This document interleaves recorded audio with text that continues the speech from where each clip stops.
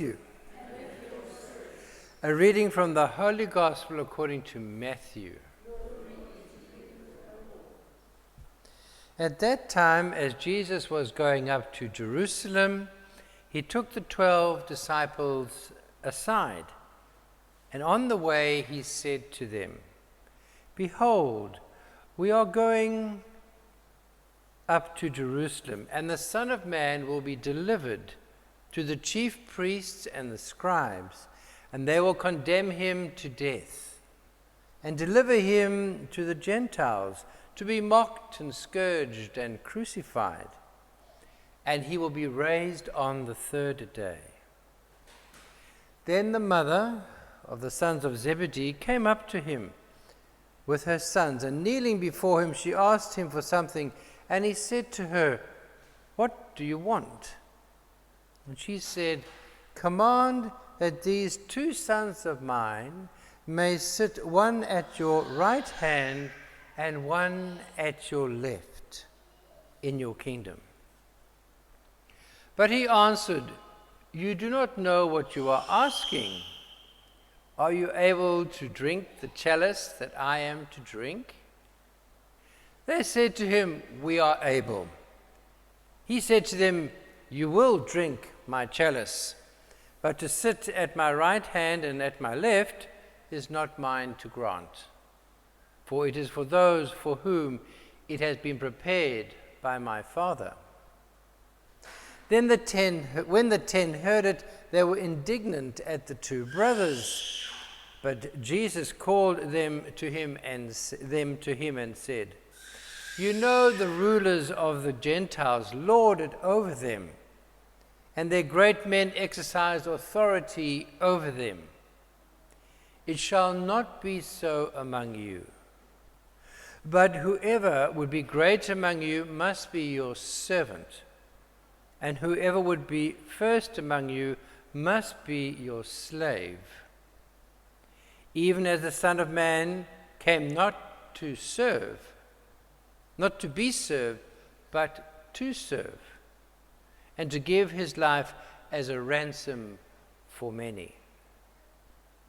The Gospel of the Lord.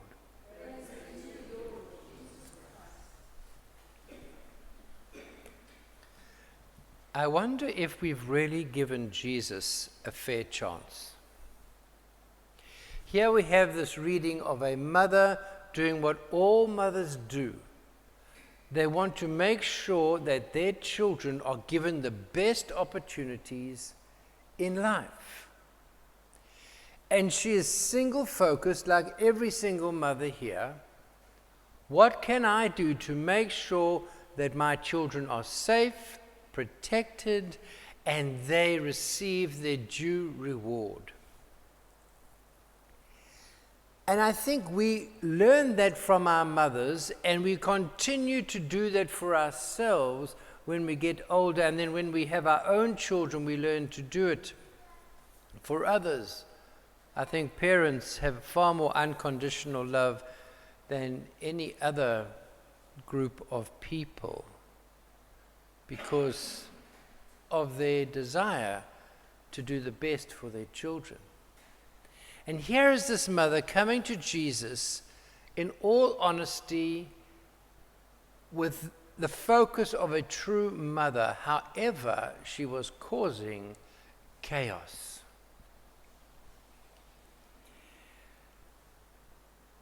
It's not to blame her, because Jesus did not blame her. He didn't criticize her. He merely dealt with the aftermath of this attitude of wanting to put those I know and those I love first, rather than realizing that when I put everybody first, those I love will automatically be cared for. And that's an incredible mind shift that Jesus comes to give us. So Jesus is here saying, you are used to leaders who have authority, who have been given places of honor, and how we look towards them. And we keep on giving them credence without remembering that they should be balanced in our view.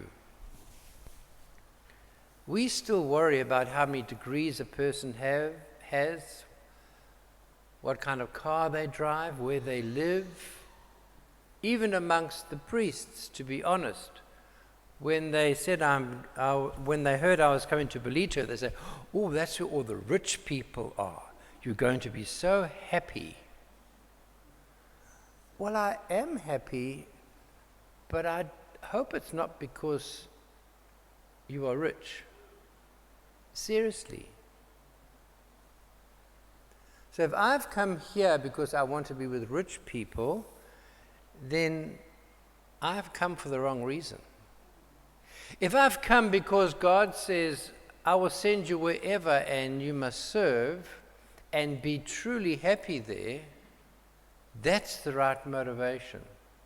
And by some grace of God, I have been happy working on the missions and working in the city, and I'm very happy here. So as we go along, we've got to keep on challenging ourselves.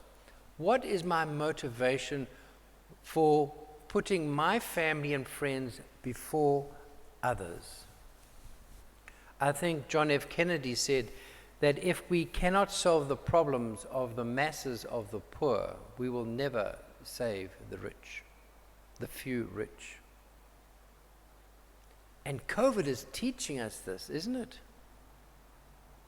If we do not look after the poor in our midst, the anger and the crime and the hopelessness will overcrowd, and even the little that each of us may have, more than others, will also go down the drain. Look at any country. When the poor are not looked after, civil war comes and there is a collapse and everybody suffers. And Jesus comes in and says, now let's do this a different way. Let's not worry about our family and friends as much as we worry about all humanity. Let that be our focus. Because when we open that net of God's grace, we all have an advantage.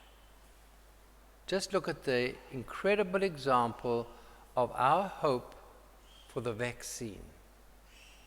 If we get the vaccine and all the poor don't, what good is that going to do us? Everybody needs to get this vaccine. Then we will be safe. Everybody needs to be given opportunities. Then we will be safe. And so I wonder if I have given God enough opportunities in my own life. Because as he says here, come and serve, not to be served. But I think that a lot of my anxiety is because other people aren't doing what they should do to make my life a little easier. That's not right, I don't think.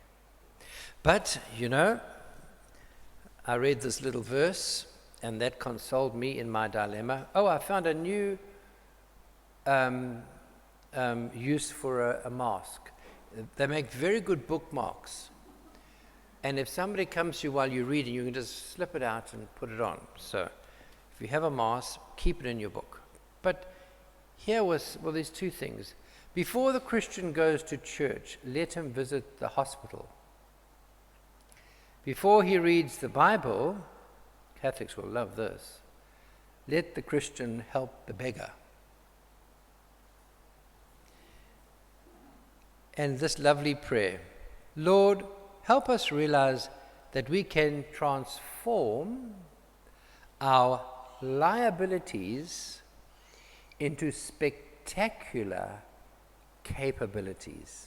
Don't you like that? Because I think I can be quite a liability to God from time to time. My mother certainly thought so. But if I allow God to transform it, we can all have spectacular capabilities. Amen.